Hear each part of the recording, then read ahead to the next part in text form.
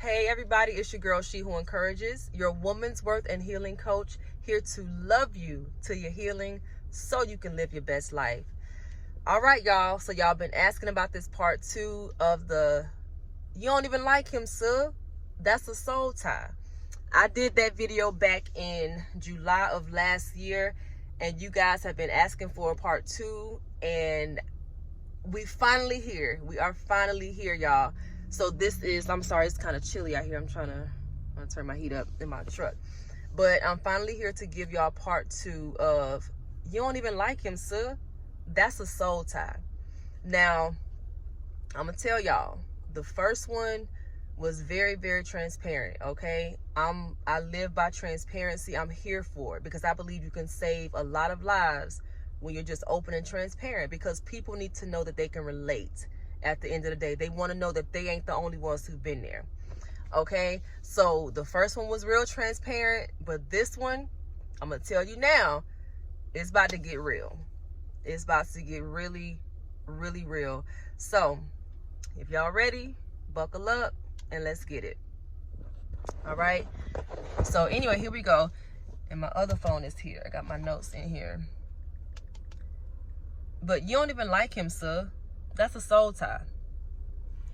Now, the ones that I did before, you have to go back and watch it at your leisure. But the 3 things or the 3 ways that I told you guys in the last video that you can tell you're dealing with a soul tie is he's pulling on you. He or she, he's pulling on you. Second thing, you can't stand them, but your body loves them. It's a real place. I promise you, it's a real place. And the third thing was the sex ain't the same. You know, I mentioned that, you know, the physical aspect of it is lit. It's lit. lit. But the mental part, it's like I said, again, this is in the first video, times when I used to rock with the narc and we would have sex or whatever. Afterwards, it'd be like, okay, get up. Just get up. Like, we're done here. You know what I'm saying? That's just how deep it was. And again, like I said in the other video, why on earth would you sleep with somebody? I'm sorry, y'all, that little piece don't want me to be great. It's all right though. But why would you sleep with somebody who you feel that way about? Soul tie. But anyway, part 2, and eventually I'll help y'all as far as giving you ways to help break free from the soul tie. It's a real thing, y'all. So the first thing is how you know you're dealing with a soul tie is you begin to take on their attributes and certain parts of their character. And again, y'all remember, I was dealing with a narcissist, and at the end of the day, if you've been on my channel for more than a day, you know enough about narcs to know that ain't no real relationship. It's not a normal relationship. So whereas it would have been easier to get over a regular person, a regular man, it just was a whole nother ball game trying to get rid of the whole, you know, the emotions and the soul tie when it comes to a narc. It's deep. Okay. But anyway, you begin to take on certain attributes of their character. And what I mean when I say that is, y'all, it's about to get real. Back when I was rocking with the narcissist. So what you have to understand is that, for one, and I've read articles on this, narcissists are really good at feigning emotions. That means good emotions, bad emotions, all that stuff. Like, they can fake happy, they can fake excitement. They don't be excited. They don't be happy. They're not on the inside. The way that their mind is, the way that their mind works, and the way that they are, they cannot feel the types of emotions that we feel as regular human beings. Okay, this is why they're sociopaths. You know what I'm saying? They're in a class all by themselves. But the 2 emotions that narcissists feel on a daily, on a constant basis are anger and jealousy. Okay, and again, I read this. I can't tell you where I read it, but I've been doing research for months and years. It's deep. But those are the only 2 emotions that they legit feel. All right, so keep that in mind. Anyway, so dealing with a soul tie. Back when I was with the narcissist, I'm not the angry type. I'm the type, and anybody who knows me knows, it takes a lot. Let me put this other phone on vibrate in case somebody call. But it takes a lot to even take me there and get me angry or upset. Because I'm the type, you know, I love you, but you're not about to stress me out, okay? I'll let you go. We can go our separate ways before you get me all bent out of shape. I'm not that chick, you know? So there was a time when, and it was a couple of times when I forgot what I was dealing with at that time. But I was so angry about something to the point where I punched a hole in my door. One in my bedroom door. This is at my old apartment. And one in my closet door. Angry. I think it was just stuff building up, and it just got to me. But again, y'all, this is not me. This is not me. Now, this is not me saying, okay, I blame the narc because I punched a hole. We're talking about the angry part. You know how they say when you sleep with somebody, you are taking on, it's like it's legit an exchange of energy.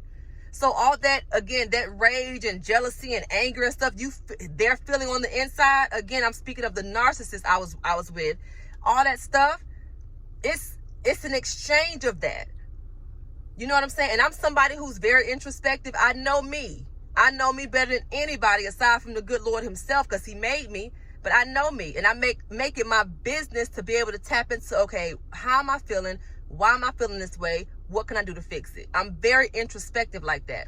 So at the time, it was like, okay, I done punched these holes in this wall. I'm going to have to pay this before I leave up out of here. That's dumb. But why the heck did I do that? And upon thinking about it, look who you sleeping with. The stuff is real, y'all. You begin to take on characteristics of that narcissist, of that person who you're dealing with, or who you're bound by, or bound, who you got the soul tie with. Basically, I couldn't think of how to say it, but the person who you struggling with the soul tie. You begin to take on that anger and, you know, stuff like that. And I'll be honest with y'all, even to the point of, I said it was going to be transparent, and I meant it. So even to the point of being super horny all the time. Now, I knew the narc I was rocking with was a male thought. The king of Thoughtland. That's what he was. I knew that. And I knew, you know, Jackrabbit all over town. Community D, what they call Community D. I knew what was up. You know, so when I would be horny all the time and, you know, all that extra stuff. Come on, man. I'm the type who can go months and months and months without having sex. Why am I horny all the time? Because your soul is tied to a jackrabbit. You know what I'm saying? Y'all, I pray it makes sense, and I hope y'all feeling what I'm saying, because it's real. And I can't speak for nobody else. I'm giving to y'all how it was given to me and how I experienced it. But yeah, another way to know that you're dealing with a soul tie is you begin to take on certain attributes of their characteristic, of their character, I'm sorry. Whether it be, you know, you mad all the time, you know, or again, you horny all the time, if you're dealing with that kind of person, because most narcissists are very hypersexual. They will probably never admit it, but a lot of them are very, very hypersexual. You know what I'm saying? Can hump at the drop of a dime. Could have just been done, got some, and want some more. You know, like they are with it. Okay? They are with it. So that's the first one. And again, I'm going to give y'all examples of my experiences, and that's where the transparency is going to come from what I experienced. Because again, I can't speak for nobody else. But the second one is, like I said, the first one is you begin to take on attributes of their character. Whether it be, in most cases, it's negative. When you're dealing with, when you're dealing with a demonic soul tie. Because there are some good soul ties. But nah, I was with a narcissist. That wasn't no good one. It was a demonic soul tie, which is why, you know. So yeah, I was mad. I wasn't mad all the time, but I would notice, you know, after having sex with him, like the first week or so, I wouldn't even be feeling like myself. I knew what it was. I knew what was up. But anyway, the second one is, it's how you know you're dealing with a soul tie, And like I said, I'm speaking from experience alone. Okay? But when sex, like when sex becomes, okay, when abnormal sexual activity becomes normal, this is how you know, another way you can tell you're dealing with a soul tie. When abnormal sexual activity becomes normal, and again, this is the demonic soul ties we're speaking about. All right? So I'm going to give y'all an example. So, rocking with the narcissist, we used to have moments where, okay, he was real heavy on porn. Again, I'm the type, I didn't watch porn like that. But when you rocking with a narc, they can bring things out of you sexually that you didn't even know was in there, that you didn't even know you had in you. They will bring out the freak in you. I'm just going, we grown. I'm here for transparency. That's just what it is. They will bring out the freak in you, to the point where I did stuff with that narc that I didn't even do with my husband. That my husband, ex-husband, he would have never asked me to do. I was doing that kind of stuff with the narcissist. They just bring out a different, listen. And if you've been there, you know what I'm saying. I don't even have to expound. But again, when abnormal sexual activity becomes normal, we used to watch porn, and I'm going to tell, we used to watch porn, and I'm going to try to say it to where it's not too, oh, Lord have mercy. We used to watch porn, and instead of having sex, we would play with each other while watching porn. And at that time, I'm not going to do that ish now with nobody's son. But at the time, like I said, they bring out sides of you that, baby, you didn't even know was there. Stuff you didn't even know was there. And at the time, I was with it. Because he had my mind gone. He had my mind. He had my body. And my spirit as well. And that crap was normal to me. Like I said, ain't no way in hell I would do it now. You want me to do what? Okay, that's a bit extra. Nah, you're doing too much. But again, at the time, my soul was tied. It was nothing for me to do that. Oh, you want to do what? And in my mind, it's like a piece of me was thinking like, okay, that's a bit far-fetched. That's a bit sexually outlandish. But I'm with it. Let's go. Again, soul tie. You don't be thinking about that. Abnormal sexual activity became normal because I was dealing with a soul tie. You know what I'm saying? Or like, let me pause this. I've always been transparent, y'all, but I ain't gonna lie. God has called me to a place of just, y'all, it's the transparency about to be taken to the next level. And I'm over here like, wow, this is crazy. But y'all my fam, y'all are my subscribers, y'all, I'm giving it to y'all real. But to the point where he would watch me, he would say stuff like, hey, instead of us having sex, again, back to when abnormal stuff, sexual activity becomes normal, he would have me play with myself. And then when I was about to, he would, you know what I'm saying, join. And like, how is this normal? Like, you pulling stuff out of your hat that I'm like, I ain't never, but okay then. Like, where is this coming from? Demonic soul tie. At the end of the day, that's what it was. Abnormal sexual activity becoming normal. Again, I would never do that stuff now. Even with my husband. Then again, I don't know. Because I'll be married. But that's a whole nother conversation for a whole nother day. But real talk. You know what I'm saying? That crap was normal to me. And he wasn't my boyfriend. He wasn't my husband. He wasn't my fiance. He was just the narc I was rocking with. And having fun with from time to all the time, actually. That's what it was. And like I said, that stuff becomes normal, and that is not cute. And what we don't realize is when we do that, all that extra stuff, we are just deepening the soul tie, deepening the connection with the dang demon that we ought not to be rocking with in the first place. Every time we lay down with them, you just deepening that connection. Every single time. And I'm thinking like now, like how in the world, why was this normal? It wasn't.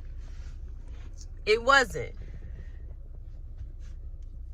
I'm probably gonna lose some subscribers after this. This is probably too real for some. But look, if that's the case, that's fine. But the last thing is, you start to rationalize certain behaviors, like their behaviors, just to make yourself feel better about the abuse. You start to rationalize certain behaviors to make yourself feel better about the abuse. And what I mean when I say that is, it's like you know what's going on. You know they're cheating. You know they're with this woman and that woman. You know what's going on. But I like to give examples. Say, for instance, I was rocking with the narc.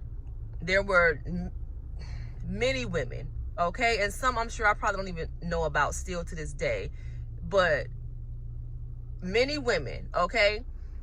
And instead of me at the time seeing it for what it was, I knew I was being abused. I knew he was, like I said, being a thought, giving out the community D, all that extra stuff. I knew what was up. But because I was so wounded, and again, my soul was so tied, I would rationalize it. I would say, oh, well, in my mind. Sometimes I would say it out loud, but I would say stuff like, oh, well, she can have him tonight, but he gonna be with me this weekend, though. You know what I'm saying? Like, who does that? How is this okay? He with the baby mama, or he with the next chick up the street. You know what I'm saying? Like, how is this okay?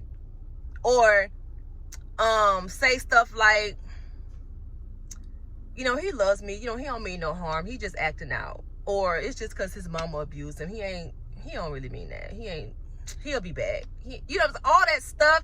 It's like, how do you talk like that? Again, when you're being abused on a daily, even if it's not physical, you being abused verbally, psychologically, you're being lied to, you're being ignored. Times when he'll be with whoever, calling the phone, not picking up. He ain't at work, sis. Hell, half them narcs don't even be having no jobs. They be broke. He not at work. Why you ain't picking up? Or if you call the phone and they don't answer the phone, but they text you back, sis, that's a dead giveaway. Why you can't pick up? Why you can't pick up? But again, when your soul is tied, and this happens in regular relationships, but even more so when your soul is tied. When you know this man is up to no good. Her butt ain't at work. She out with her ex-boyfriend or whatever. You try to, oh, well, nah, he at work. He's working hard. He not doing nothing. He is. Why are you rationalizing this behavior? It's not, no. But yeah, we do. When your soul is tied like that, you begin to rationalize their behavior and try to make mental like excuses for what they're doing just to make yourself feel better. But deep down, you know what it is. That when he grabbed them keys and go, grab the car keys, he not about to go to the grocery store, sis. Because he come home empty-handed every time. What store is he going to? You know what I'm saying? Come on. What gas station is he going to and he come back and the car still on E or dang near E? Come on. We be knowing. But again, when your soul is tied, it's you make excuses, you rationalize that crap, and you continue to deepen, the connection, the demonic connection. You continue to just make it worse. And the trauma bond is getting stronger and stronger every single time. Every single time. But anyway, Y'all, that's it. And like I said, the next one I'm going to we gonna go into try to help y'all. For those of y'all who are dealing with soul ties, going to try to help y'all break them. Because at some point, it's great to know that that's what you're dealing with, but at some point, it's like, okay, how can I break this thing? How can I break the soul tie? How can I allow God to break the soul tie? Because I had to do it. I had to do it because God told me straight up, you're not gonna go no further. Yeah, you know, you're doing your Facebook lives and you got a few YouTube videos up. That's cute. But at the end of the day, he was not going to let me go no further until I allowed him to break the soul tie. Because at the end of the day, it wasn't me. I didn't do it. God did it. But yeah, y'all, I'm going to do a quick recap on the three ways that you know you're dealing with a soul tie. You don't even like him, son. You don't even like her, bro. Like, you dealing with a soul tie. Real talk. Point blank. But anyway, the first thing is you begin to take on their attributes or certain attributes of their character. Like I said, I was angry. Be done slept with him and I'm just mad. The next few days, just mad. Getting mad over stuff that typically I would let roll off my back. Why are you so angry, sis? Because you having sex with an angry demon. That's why. Your soul is tied. Period. Period. The second thing is when abnormal sexual activity becomes normal. I hope I didn't do too much, but I had to give it to y'all real. That's a part of my brand, transparency. I believe in transparency with a purpose. So if I get a little, explicit, y'all gonna have to unfollow me now because it's gonna get real. In these next few months, it's gonna get realer and realer. You know what I'm saying? Again, abnormal sexual activity, stuff that you wouldn't even think of doing. Like, what the heck? Okay, we about to do what? And in your mind, sometimes you may be thinking like, dude, put my leg, what? But you gonna do it. You're gonna do it because you ain't gonna tell him no. I wasn't gonna tell him no. My soul was tired and he had the goods and I was trying to get every bit of it at the time. Bottom line. And then the last thing is you begin to rationalize their behavior. Girl, you know he cheating. You know that him and the baby mama ain't just co-parenting. They co-parenting, all right. But why is he there at 11 o'clock at night? Them kids are asleep. But when you rationalize their behavior, oh, well, he's just helping with homework. Girl, that baby did their homework earlier. What do you mean? Or, oh, they're just talking. They're just trying to figure out how to work it out with the kids. Girl, at midnight? Y'all can meet at Starbucks tomorrow afternoon. What do you mean? We will rationalize that thing to make it, we will twist that thing so good and cute to make ourselves feel better about what we know that person is doing. To make ourselves feel better about the abuse that we constantly take. To hell with that. It's time to break that soul taboo. But yeah, recognize it. If you dealing with it, again, I'm gonna come back soon and we're gonna talk about ways to break it. It may be an actual live video, like a live, but I'll keep y'all posted. I'll definitely keep y'all posted. But yeah, that's part 2. You don't even like him, sir. That's a soul tie. It's a soul tie. Anyway, y'all, that's all I got. I hope this blessed somebody. I hope I wasn't doing too much, but again, I can't worry about that. At the end of the day, that's my past, and I'm using what I've been through to help somebody else. And I don't mind being transparent. I've always been an open book. But anyway, until next time, y'all, love and light. Be great.